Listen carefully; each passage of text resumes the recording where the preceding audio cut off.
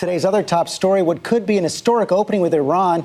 The man in charge of negotiating a nuclear deal, Foreign Minister Dr. Zarif, is here live for an exclusive interview. First, let's go to ABC's chief foreign correspondent, Terry Moran, for more on a dynamic week of diplomacy. Absolutely, George. What we have seen this week represents the possibility of a stunning diplomatic breakthrough, but there is a lot of work to do. It was a week of head-spinning history in the making. Just now, I spoke on the phone with President Rouhani of the Islamic Republic of Iran. And so, with a 15-minute phone call, 34 years of bitter relations thawed ever so slightly. 1979 was the turning point. The Shah of Iran, a key American ally, toppled in a revolution, replaced by the fiercely anti-American Ayatollah Ruhollah Khomeini. And a few months later, the storming of the U.S. Embassy in Tehran. Enemies ever since. But the election of 64-year-old Hassan Rouhani in June has sparked hope. Rouhani has launched a charm offensive toward the West in speeches, on Twitter, and in interviews, including with Christiane Amanpour on CNN. I bring peace and friendship. So when he arrived in New York this week for a meeting at the UN, anticipation was running high, and Secretary of State Kerry met with his Iranian counterpart, Javad Zarif. But this new chapter is fraught with risks for both sides. After years of deceiving international agencies about its nuclear program, can Iran be trusted? President Obama seems skeptical. So the test will be meaningful, transparent, and verifiable actions. Another problem, Rouhani is not the ultimate power in Iran. Supreme Leader Ayatollah Khomeini is, as Rouhani made clear in his CNN interview. The Supreme Leader, I can tell you, has given permission for my government to freely negotiate on these issues. The next steps in this diplomatic journey are likely to be small ones, not big ones, confidence-building measures in advance of a meeting in October. Iran might agree to halt the enrichment of uranium to 20%, considered a dangerous threshold, could agree to release Western prisoners, including the American Christian pastor Saeed Abedini, and the U.S. could ease some sanctions. But, George, the bottom line is, after these historic headlines this week, now comes the hard part, the really hard part. And let's get more on that hard part now. Thank you, Terry. From Iran's Foreign Minister, Dr. Zarif, joins us now. Thank you for joining us. You know, good morning. Good morning. Welcome back to This Week. Your first time in 26 years. Yes. It's been a long time. And, you know, this week, analysts in the Middle East have called the events a game changer. One even likened it to the fall of the Berlin Wall. Is that your view? Has there been a fundamental shift in the relationship between the U.S. and Iran? Well, I think that we have taken the first steps to address an important issue both for Iran, for the United States, and for the international community, an issue which I believe should not have become an issue in the first place, but it has unfortunately become a global problem, and now we need to resolve it. And the resolution of that issue will be a first step, a necessary first step, towards removing the tensions and doubts and misgivings that the two sides have had about each other for the last 30-some years. That is, of course, the nuclear issue, but there's a lot of skepticism, as you know, about the ability of President Rouhani and you to deliver on any deal. Analysts look at the fact that there wasn't a handshake, only a phone call, as a sign of weakness. There have been demonstrations greeting President Rouhani when he returned to Iran, and many Western observers believe that your supreme leader simply will not do what it takes to back up a deal. Can you assure Americans that he will indeed back a deal you negotiate? Well, Iran and the United States are similar in many ways. And one is that we both have pluralistic societies where differences of views exist and differences of views are aired. And I think it's very healthy. Of course, we need. But he has the final say, correct? Of course, we have to do it within an atmosphere of mutual respect and mutual interest. We believe that if the United States is ready to recognize Iran's rights, to respect Iran's rights, and move from that perspective, then we have a real chance. And we negotiate with the full authority of the leader. We know what we want to achieve. We know that Iran is not seeking a nuclear weapon. In fact, what I told the foreign ministers and Secretary of State in the meeting of EU 3+3, or as you want to call it, 5+1, I told them that having an Iran that does not have nuclear weapons is not just your goal. It's first and foremost our goal. As you know, there's a lot of skepticism about that, but Secretary Kerry, in an interview that's going to air tonight, has laid out some concrete steps that Iran could take in order to prove they don't want a nuclear weapon. Here's what he had to say. They could immediately open up inspection of the Fordow facility. They could immediately sign the protocols, the additional protocols of the international community regarding inspections.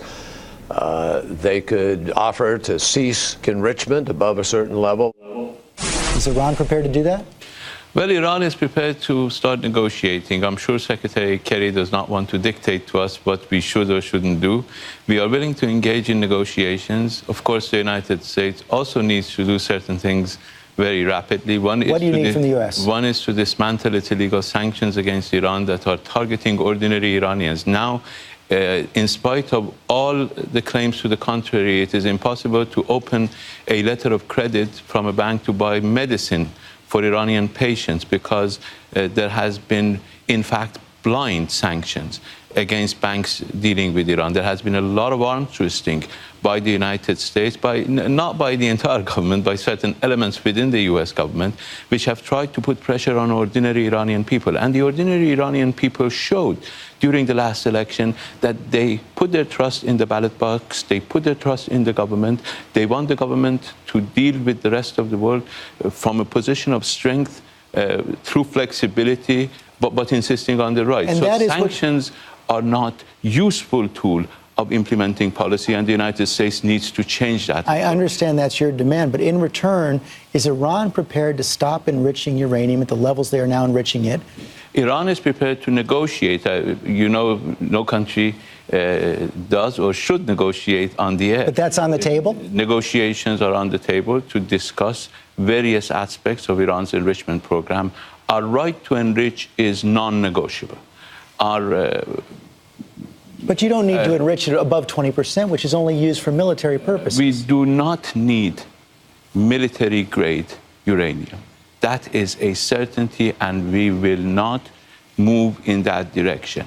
But what is necessary is for the two sides to sit together and reach a common objective. We should not have two competing objectives. You see, let me explain to you that after the breakup of the Soviet Union, one of the concerns that you had in the West, and I was living here and I shared those concerns, was that all these scientists that were involved in USSR nuclear program were now unemployed, and they could go to the black market seeking employment opportunities. Now we have a large pool of Iranian scientists. We have an indigenous Iranian nuclear program.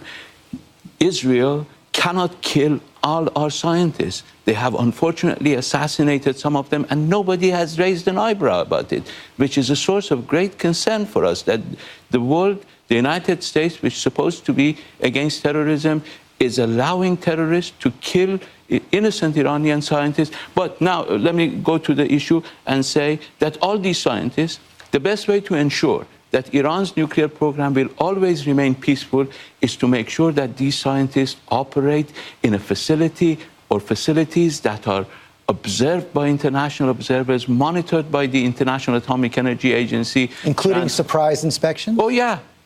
I mean, we already have surprise inspections. We are moving in that direction. As you know, when I was negotiating our nuclear issue in the early 2000s, we were implementing the additional protocol on a voluntary basis, which provides for surprise inspection. Unfortunately, at that time, the U.S. administration at that time had different but views, there were some facilities that were hidden. Different objectives. No, all facilities at that time, we're talking about 2003 to 2005 when we were negotiating, all facilities were open to the IAEA. The IAEA was able to observe them all. Only after you were caught. And the IAEA said that although Iran had not declared its activities, now that we see those activities, none of them had been diverted to military use. So there is no question that Iran never had military intentions. There may have been technical problems, there may have been problems of transparency, and we are prepared to address those problems. But we need to, you see, lack of confidence is unfortunately mutual. As the President said, both President Obama and President Rouhani have said, there has been 34 years of the building up of this mutual distrust. We need to move in that direction of removing some of that mistrust through mutual steps that each side needs to take in order to convince the other side that its intentions are positive and for a better future for all of us. And a big player in all this, of course, is also Israel. Prime Minister Netanyahu is on his way to the United States right now to meet with President Obama, to speak at the UN General Assembly. On his way, at the airport, his departure, he called the moves by UN President Rouhani this week a smile attack. And the British Sunday Times is reporting that he will be presenting intelligence to President Obama that says Iran already has enough enriched uranium to produce a nuclear weapon, is developing a nuclear detonator, and is testing missiles that could carry nuclear warheads. Your response? Well, a smile attack is much better than a lie attack. Mr.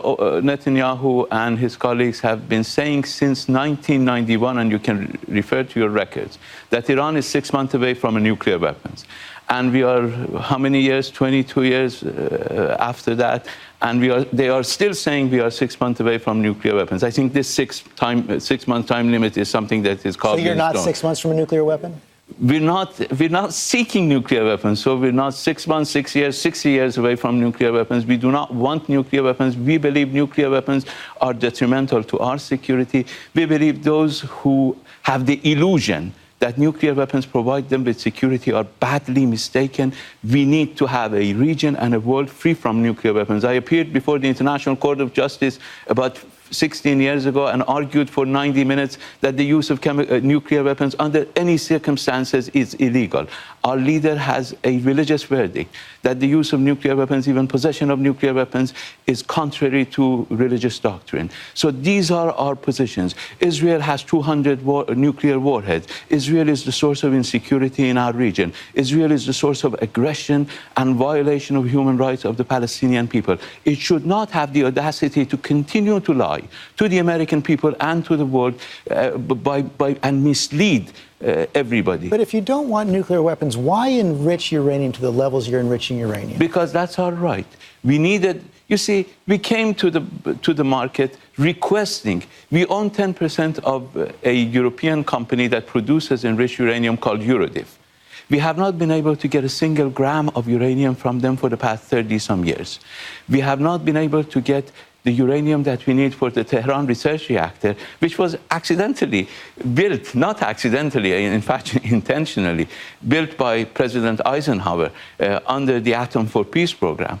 But not only the United States is not providing the fuel for that research reactor that it's itself built in Iran in the 1950s, it is preventing others from providing us with fuel. So what should we do? Should we lie down and die?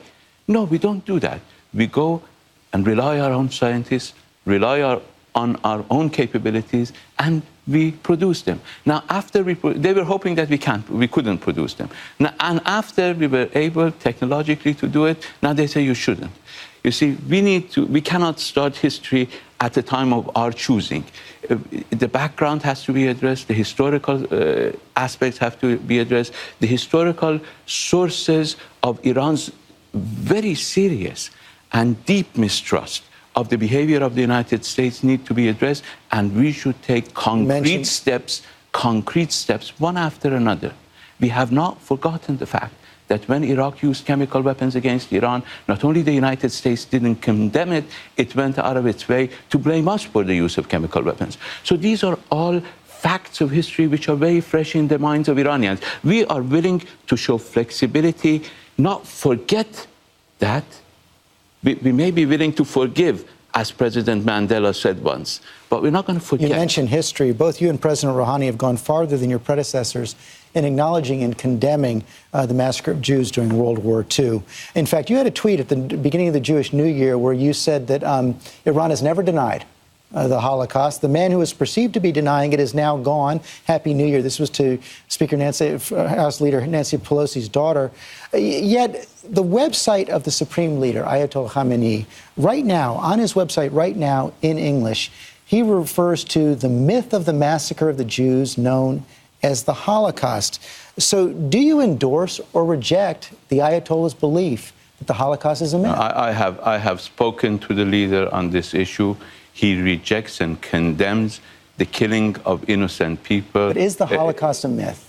No, the Holocaust is not a myth. Nobody is talking about the myth. If it's there, I haven't seen it. If it's there, it's a bad translation, and it is translated out of context that they are using it. He was talking about the reaction to somebody talking about a historical incident and requiring research about that historical incident, and said, what is it that people are so upset that somebody is simply asking that we should do some studies of that? The word myth upsets people. But you see, this is the problem. When you translate something from Persian to English, you may lose something as the film goes lost in translation. You may lose some of the meaning. This has been unfortunately the case several times over. The point is, we condemn the killing of innocent people, whether it happened in Nazi Germany or whether it's happening in Palestine. One crime, however heinous, and Holocaust was a heinous crime, it was a genocide, it must never be allowed to be repeated.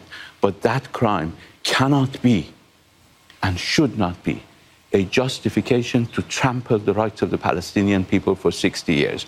We should abandon this game and start recognizing the fact that without respect for the rights of the Palestinians, we will never have peace in our region. So will the translation be changed? I'll talk to them. Let me ask you one final question. You've spent a good part of your adult life in the United States. Your children were born here. As I mentioned, you were on this week 26 years ago. When you hear those chants that come up so often in Iran, death to America, death to America, what do you think about that? And what can you say to those Iranians who say death to America? Well, I think they're talking about the policy. They're not talking about the American people. We have been time and again, the leader, various presidents on the record, that we have no quarrel with the American people. American people are nice, peace-loving, generous people who come to the aid of people in need all over the world. And this is what we respect and have a lot of admiration for. It's the policies of the U.S. government, which has unfortunately been the source of instability in our region for many years. The United States supported dictators. It would be amazing for American people to know what types of governments in our region have been supported by the United States. So we have a ways to go. But the Iranians feel it with their flesh, the type of regime that governed them, because of the support of the U.S. Some other countries in our region continue to experience this. The fact that the United States supports whatever policy is followed by Israel is another indication that the United States needs to revisit some of its policies and move forward. Dr. Zarif, thank you very much for your time this morning. Welcome back to This Week. Thank you.